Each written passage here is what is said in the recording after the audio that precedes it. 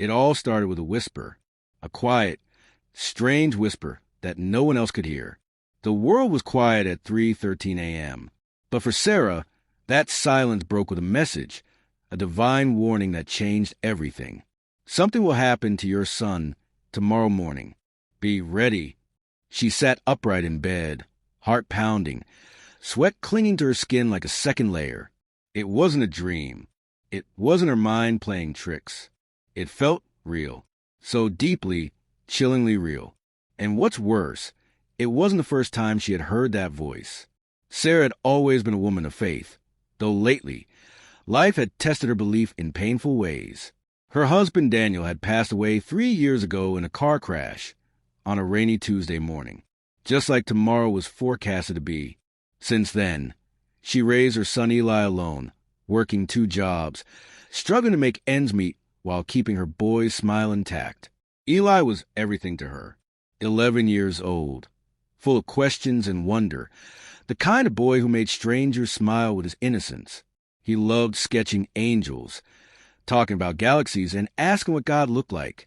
Does he really have a beard and sit on a throne? He would ask, and she'd smile, masking her fatigue with hope. But tonight, that hope was eclipsed by fear. Sarah paced around the dimly lit house. Shadows loomed large on the walls, dancing with every flicker of light from the street lamps outside. She checked on Eli, fast asleep, clutching his sketch pad like a teddy bear. On the page was a drawing, a man in white robes, standing next to a small boy. The man had no face, just a radiant glow where the features should be. She gasped. Her hands trembled as she turned the page. More drawings, storm clouds, shattered glass, a clock striking 7 o'clock. Each image clawed deeper into her mind. What did Eli know? Was this just a child imagination or something more? She couldn't shake the voice. Something will happen to your son tomorrow morning. Be ready. The words kept replaying like a broken record, and beneath them, something else stirred. Memories she had buried, signs she had ignored. A week ago, Eli had told her, "Mama, I keep dreaming of an angel. He says I'm special, but I have to be brave." She had laughed it off, told him it was a blessing to dream of angels. But now, in the stillness of the early hours, those words returned with sharp teeth. She went to her knees beside his bed and prayed harder than she had in years, not just for protection, but for strength. God, don't take my son. I've already lost too much. Please, whatever this is, give me the courage to face it. The morning sun rose slowly, bathing the horizon in a cold, gray light. Rain tapped lightly on the windows, a whisper from the heavens. Sarah made Eli's favorite breakfast, cinnamon toast and strawberries. Her hands trembled as she buttered the bread. "Mom, are you okay?" Eli asked, eyes searching hers with that strange intuition only children seem to have. "Of course, baby," she forced a smile. "Eat up, we got school soon." But inside, she was counting every second. 6:45 a.m. Something in the air shifted. The house felt colder, heavier, like it was holding its breath. 6:55 a.m. Eli was putting on his shoes, humming a tune she didn't recognize. A low rumble of thunder echoed in the distance. 6:59 a.m.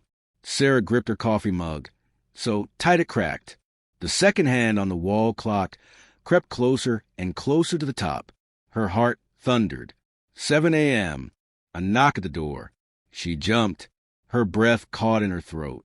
Who would be visiting this early? She rushed to the door, her legs stiff, fear crawling up her spine like vines. She opened it slowly. A man stood there, tall, soaking wet, dressed in black. But it wasn't the rain or the cold that made her knees weaken. It was his eyes. One was green, one was blue, and they stared straight through her. "Sarah Whitmore?" he asked calmly. "Yes," she whispered, voice shaking. "I need to speak to you about your son." Her blood ran cold. Eli walked into the room, curious, unaware of the weight in the air. "Mom, who is that?" The man smiled gently at him, almost sorrowfully. "Hello, Eli.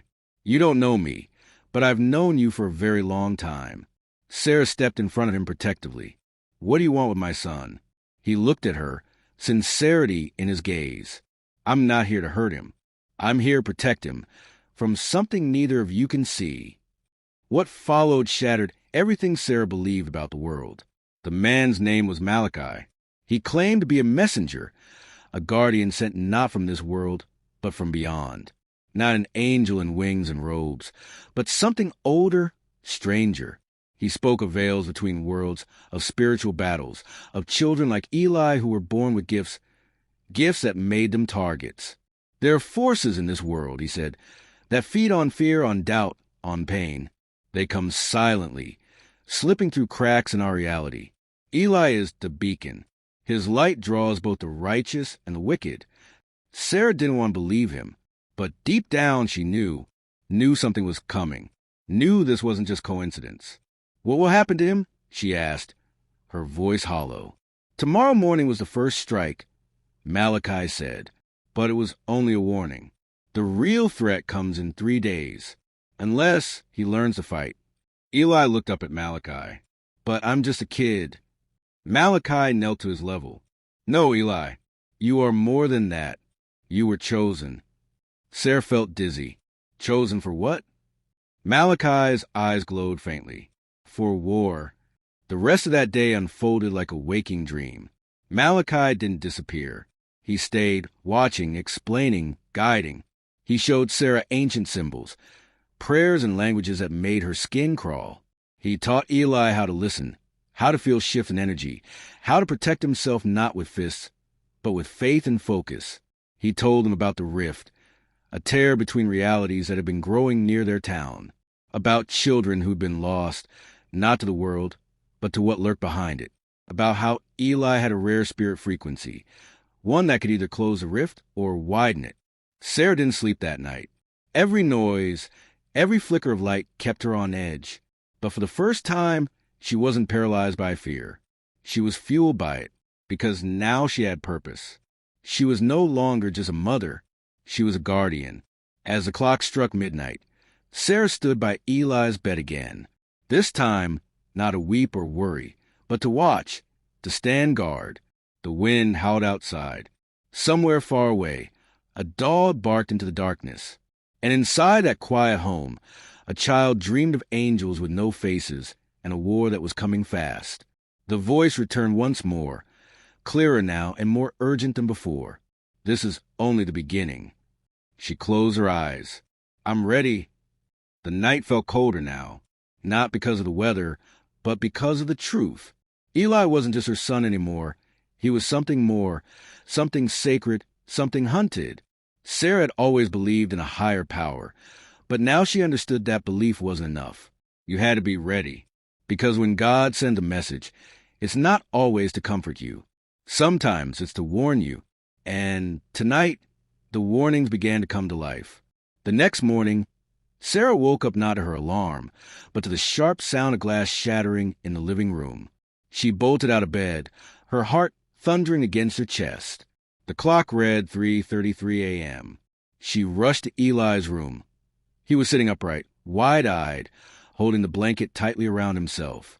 "Mama, it's happening again," he whispered. "What is, sweetheart?" I saw something. In the corner. A shadow, it moved, even though there was no light. Sarah turned on every light in the hallway. She checked the windows, the doors, the locks. The living room window was cracked. From the inside, the air felt wrong. Thick, buzzing with a presence she couldn't see, but could feel clinging to her skin. Malachi emerged from the hallway like smoke. They're testing the boundary. They're coming through the cracks in the veil. Sarah stared at him. Who is coming? He pointed to Eli's sketches again. On the table. A new one lay unfinished. A tall, faceless figure with jagged fingers and smoke trailing from its limbs. They are called the Hallowed. They come for children who shine. Malachi explained the terrifying truth. When a child like Eli is born, a pure soul with unfiltered spiritual frequency, it attracts both heaven and hell. That purity makes them powerful, but it also paints a target on their back. And the rift? It wasn't random. It was placed, anchored near souls like Eli's. The rift needed Eli to open wider, to let the Hallowed feast on more light. And in 3 days, during the eclipse, they would make their move, But something even darker began unraveling within Sarah. The more Malachi spoke, the more her memories began bleeding into the present. She started recalling things she had long forgotten or buried deep. A basement door from her childhood home. An old nun whispering prayers in a language she didn't understand. A dream she had when she was pregnant with Eli, standing before a burning tree, holding a child wrapped in light, while shadows clawed up her legs. She never told anyone about that dream, not even Daniel. But somehow, Malachi knew. You were chosen too, Sarah, he said. You just forgot. Or maybe you ran. She turned to him, fury and fear mingling in her eyes. I didn't ask for this. I just want to protect my son. You can, but only if you remember who you were before the pain made you forget. Eli started changing. The next day, as Sarah watched him play alone in the backyard, she noticed something surreal. He wasn't just talking to himself, he was listening and nodding. She quietly stepped closer, hiding behind the curtain. Eli whispered, I know what I have to do, but I'm scared. A silence. Then, you'll be there too? Even if I can't see you. Another pause, and then he smiled. Sarah ran outside, gently pulling him into her arms. Baby, who are you talking to? He looked up innocently. The angel. He says he's not allowed to show himself yet, but he promised I won't be alone, not even for 1 second. Tears welled in her eyes. She thought she was supposed to protect him, but now he was the one being called to protect so much more. The second warning came that night. As thunder rolled in, their house lost power. Completely. No light, no electricity. Just silence. And rain tapping the roof like fingers scratching from above. Sarah lit candles. Malachi stayed still in the corner, murmuring prayers that shook the floor. Eli began to hum again, a melody she hadn't heard in years. And then her phone lit up. A single notification from an unknown sender. It read, Midnight. The mirror. Do not blink. She stared at it, heart slamming inside her chest. What does this mean? Malachi's face went pale. They're testing you. If you blink, they get closer. They're trying to see how strong you are. Who sends messages like this? Not everyone who speaks in the shadows is evil, he said quietly. Some still remember the light. Sarah didn't blink. She stood before the bathroom mirror at exactly midnight, eyes burning from the effort, candlelight flickering behind her, and then the reflection blinked. But she didn't. The reflection's eyes turned black for a split second before shattering into shards inside the glass. She fell backward, gasping, as the bathroom door slammed shut behind her. From the corner of her vision, a shape slithered past. Smoke in the shape of limbs. Malachi kicked the door open and pulled her out, wrapping her in a holy cloth. They almost had you, but you didn't break. That means they're getting desperate. Sarah lay on the floor, crying not from fear, but from exhaustion. How am I supposed to survive this? Malachi didn't answer. Instead, he handed her a folded letter. It was in Daniel's handwriting. Her hands trembled as she opened it. My dear Sarah, if you're reading this, then something I feared has come to pass. You always wonder why I never talk about my dreams. It's because they weren't mine, they were Eli's future. I saw him standing between worlds. I saw the fire, the darkness, and the light behind him. I saw you choosing to fight instead of run. You are stronger than you know. And Eli, he is everything good that we ever were. Trust the signs. Trust the pain. And when the time comes, don't look away. With all my love, Daniel. Sarah wept. She thought Daniel had been taken from them too soon. But he had known. He had seen. He had prepared her in silence. The shadows weren't coming just for Eli. They were coming for everything they had ever loved. The final moment of part 2 came as quietly as the beginning. At 3 a.m. on the second night, Eli walked into Sarah's room and said, They're here. She bolted upright. Who? He turned, and his eyes weren't blue anymore. They were glowing faintly silver. You'll see. But you can't be afraid, Mama. Promise me. She nodded, swallowing her terror. And then she heard it. Footsteps on the ceiling. Not above. On. clicking, crawling, dragging. And outside the window, silhouettes, floating, watching, whispering her name. The hallowed had crossed into their world. And now, it wasn't just about Eli anymore. It was about choice, courage, and the ultimate price of light. But even in the darkness, Sarah understood one thing. God had warned her, not to scare her, but to prepare her. And now, she was ready to face whatever came next, even if it meant standing between heaven and hell. Tomorrow morning had come, not with bird song or sunlight, but with silence. And in that silence, Sarah stood with her back against the wall, her eyes fixed on her son. No longer just a boy, but a beacon of divine light. They were here now, the hallowed.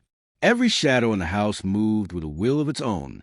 Every mirror reflected things that weren't there. Every second felt like a final breath. But Sarah wasn't running anymore. She wasn't asking why this was happening. She was ready, because when God sends a message, it's not always for your comfort. Sometimes it's for your courage. The third and final night began like a haunting prayer. Eli stood barefoot in the living room, surrounded by white chalk lines and ancient sigils drawn by Malachi. The boy's eyes glowed faintly silver, his lips mumbling prayers he had never learned, at least not from any human tongue. Outside, the sky churned unnaturally, clouds dragging across the moon like veils of sorrow. And then the rift opened. It wasn't loud. No storm. No earthquake. Just a sound. Breathing. From the walls. From beneath the floorboards. From the very air. Malachi lit the final candle and turned to Sarah. When the veil thins, they'll offer you a deal. A way out. They always do. Sarah gripped the letter Daniel left behind. What kind of deal? A simple one, he said, his voice tight. Trade the boy and they'll never come back. The very thought made Sarah's skin crawl. They think a mother's love can be bought? No, Malachi said, locking eyes with her. They hope it can. The first creature appeared in the hallway. 7 feet tall. No face. Skin like wet ash. Fingers like dripping candle wax. Trailing along the wall and leaving burn marks in its wake. Sarah stepped forward, blocking Eli with her body. The creature tilted its head. A voice echoed in her mind, not from its mouth, but from deep inside her thoughts. You do not understand the cost of resistance. The boy is not yours. He belongs to the rift. Give him and live. Sarah didn't blink. You picked the wrong mother. The creature didn't move. Instead, it reached out slowly, and then the chalk circle around Eli erupted in flames. A scream, not from him, but from the creature, pierced the room.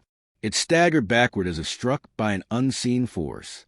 Malachi yelled, The protection is holding, but not for long. They're growing stronger. He has to choose now.